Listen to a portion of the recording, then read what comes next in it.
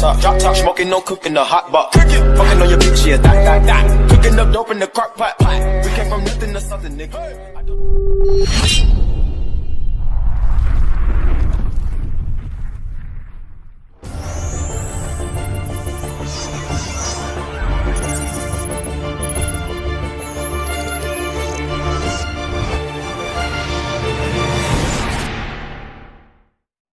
Halo teman-teman, nah di sini kita akan membahas tentang organel sel tumbuhan. Nah, sebelum kita lanjut, saya akan memperkenalkan diri dulu.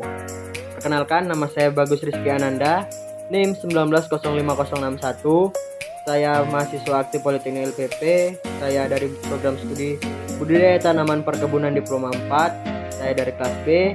Nah, video ini saya buat untuk melengkapi tugas praktikum botani umum saya. Apa yang akan saya bahas yaitu tentang organel sel tumbuhan.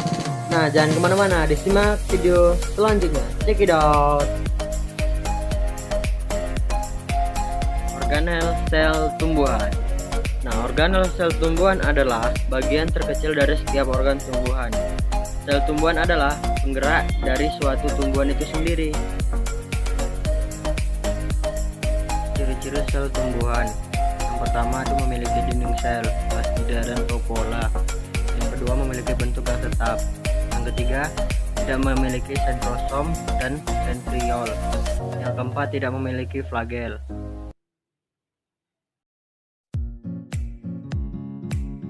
Apa saja sih organel sel tumbuhan? Nah, mari kita simak sama-sama ya.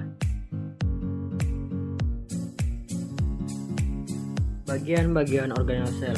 Yang pertama itu ada nukleus inti sel, yang kedua ada retikulum endoplasma, yang ketiga ada ribosom, yang keempat ada mitokondria, yang kelima ada badan Golgi, yang keenam ada plastida, yang ketujuh ada vakuola, dan yang kedelapan ada peroksisom.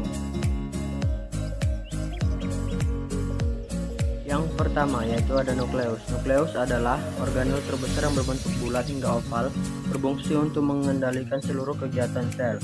Sel eukariotik memiliki membran inti karioteka, sementara sel prokariotik tidak memiliki membran inti atau karioteka.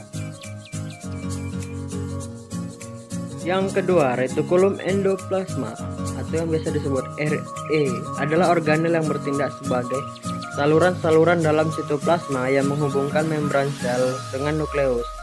Fungsi retikulum endoplasma adalah untuk transportasi protein. Yang ketiga yaitu ribosom. Ribosom adalah organel yang terdapat bebas di dalam sitoplasma atau menempel pada retikulum endoplasma yang tersusun atas protein dari RNA. Ribosom berfungsi untuk sintesis protein. Yang keempat ada mitokondria. Mitokondria adalah organel yang memiliki struktur amat kompleks yang berfungsi untuk membentuk energi atau disebut the powerhouse. Mitokondria merupakan tempat berlangsungnya respirasi aerobik pada tingkat seluler. Mitokondria memiliki enzim-enzim yang berperan untuk mengatur daur Krebs yaitu sitokrom. Yang kelima itu ada badan Golgi. Fungsinya adalah untuk mengangkat zat kimia di dalam dan keluar dari sel. Setelah retikulum endoplasma mensintesiskan protein dan lemak, badan Golgi merupakan dan mempersilahkannya untuk mengeksplor keluar sel. Yang keenam itu ada plastida, biasa disebut dengan kloroplas. Fungsinya adalah menghasilkan klorofil dan sebagai tempat berlangsungnya fotosintesis bagi tumbuhan. Yang ketujuh itu ada vakuola. Vakuola adalah suatu rongga yang berisi cairan yang dikelilingi oleh selapis membran yang disebut tonoplas. Vakuola berisi cairan yang berupa larutan garam, mineral, gula, oksigen, asam organik, CO2, pigmen, enzim, dan sisa metabolisme yang lain. Vakuola merupakan organel yang berfungsi untuk menimbun sisa metabolisme dan untuk penguraian molekul-molekul sederhana. Berfungsi sebagai lisosom. Pada hewan terdapat vakuola, tetapi sangat kecil atau justru tidak terlihat. Yang kedelapan, peroksisom. Peroksisom merupakan organel yang senantiasa berasosiasi dengan organ lain dan banyak mengandung katalase dan oksidase. Enzim ini akan mengatalisis H2O2 yang berbahaya bagi tubuh. Selain itu, Peroksisom berfungsi untuk perubahan lemak menjadi karbohidrat serta perubahan purin.